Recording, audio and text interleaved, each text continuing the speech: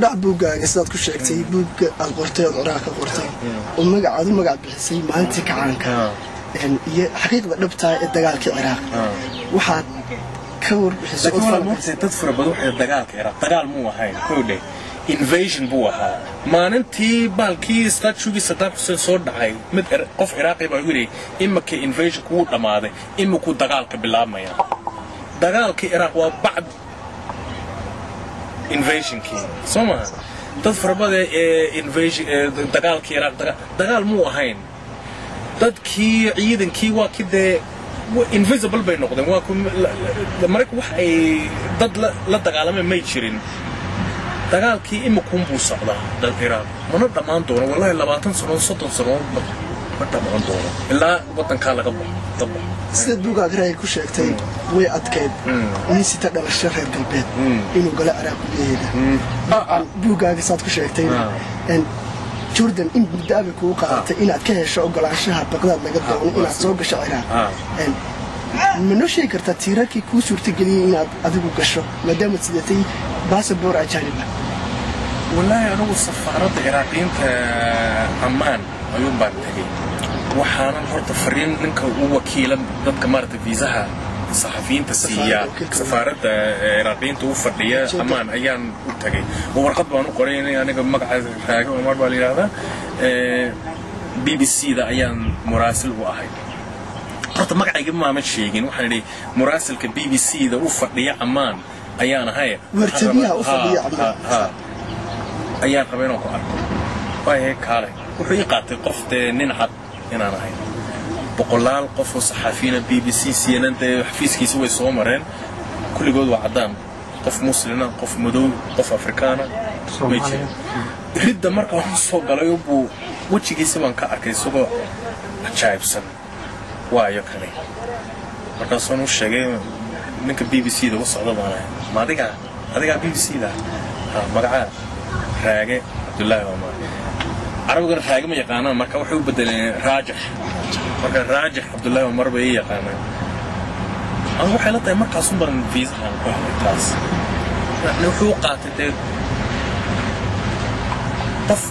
الصحفيين تكلك الدون وحالك ضدك عراقيين تهستسي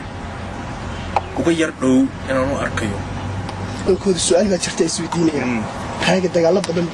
كصور بحي يسووا شقينية هاي دو فاهمين وعالمية أنت أقول بحنا سيبها نصب الأبو السكاشمات كي الله يمكن سوماليا قال الأسر كتاجنا يبقى كتيرتين مرحلة لم تتيرتين تدخل سويدينيا يعني محرر قلت بنا إنه كصور بحي حقيقة لا تعرف سوسة وارنتها تاسنا معركة آدم وفكر لكن وقتها أنا شركة الجزيرة بشركة BBC تي أنا شقين شيء وما تجي كرنا إلى هاي سوماليا تجي أخبار فربنا قصص سمعية وكيلا واتشو وإنها convince كرئيسا وركني وور مهمة الدنيا دو مارت مهم مركا تاسم كل شقين لكن إن شاء الله ونكو convince كرين تونا ده ور مارت مهمة أو ده أن يدران حاسوي أنا قلبي وكشرتها تام مودي أنا ما أعرف إذا تجوا ذكر هذه أدبان حبل لكن ده منك ضحى أيام إن شاء الله الجزيرة فرت كنت أيضا واضح وعنو شيء يا أرنت ورك الصومالي وكفي عن BBC ده حق التلفزيون كبوقتها آد بيوصل ريبورتري حمر فرت الصومالي الآن آدوا ما يمن من تصنيف ده مرمرون بيتهاتين لكن إن شاء الله ويمن دونا في عم بيجوا ورمي دونا لكن منكم ضحى إن شاء الله كو أكين دونا إلى تهاي مرتي دمال مهم وده أنه ربوجي أكيد تذكر حكاية ورقبان إن بدن كل سعودي كورقبان إن أذكر بلوري صحافة سعودي بروح عربات BBC لقيت خيرية أمر هديوجا كدي بدو قلت تيفي كدي بدو قلت الجزيرة لقيت تيفي أنت واحد سعودينيا محل راجع إنه كلا دورت BBC تو الجزيرة ولا بدو تيفي أم حاكين هرت BBC ده بشي سنة كي لبكرة أفر مو وجه حتى للسعودية ده BBC دي دولة توني بلير بايس قبصدي واقوي أرنتن مارتي دجال كعراق سيد اللور ريبورت جري اسمه قبصدي وبكي مارتي يرهدن سمتي وحاسك بيوحنا ده بين أي نقطة نوكلير كيميكال كي وحاسة بين نقطة مركل BBC da dowladda ay qabsaday report weyn baa la sii daayay hatan report la yiraahdo oo de BBC da wax walba blame-kii BBC da saartay nin oo de hubkan baarayay oo dowladda Ingiriiska u shaqeyn jiray Dr. David Kelly la yiraahdo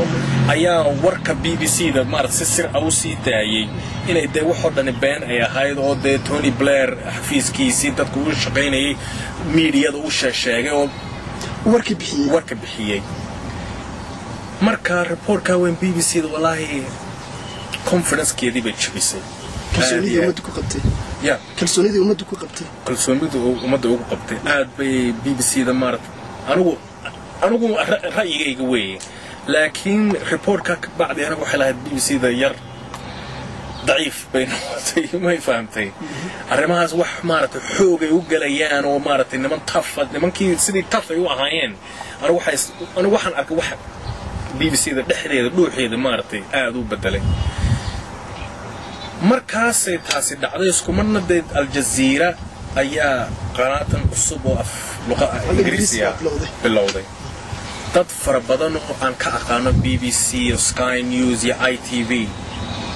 oo aad u amaanay ayaa iyaguna de ka qayb galo ka shaqeeyo u shaqeeyay marka anuguna de waxaan rabay wax cusub challenge cusub baan u baahnaa anuguna de Al Jazeera saxafiyiintooda laanta af carabiga aad baan u qana saaxiibiyada baan niman ajaayib oo tafada walo adduunyada lagu og yahay siday warkay bixiyeen ee shaqada sameeyeen marka anuguna de waan rabay inaan project kaas aan ka dhex galo waliba ay tahay international yani television oo caalamiya oo waliba gaal u sameeynin oo muslim sameeyay ayaa aad muhiim u ahaa aniga marka taas aan rabay inaan ka dhex galo aniguna waxay la tahay runtii anigana ra'yigayga un weeyay marka BBC iyo CNN aad iyo aad bay u dhaafeen Al Jazeera xoog waxaad sheegtay inaad ku saxaafadda ku qaaday imika ilaa xalad saxaafadda ku jirtaa mustaqbalka dhow haddii Allah qadaro maxaa ku qorshaysan meelaad saxaafis siyaasato meelaad ka gedisato meelaad ka digaarto wallahi anigu ma ihi qof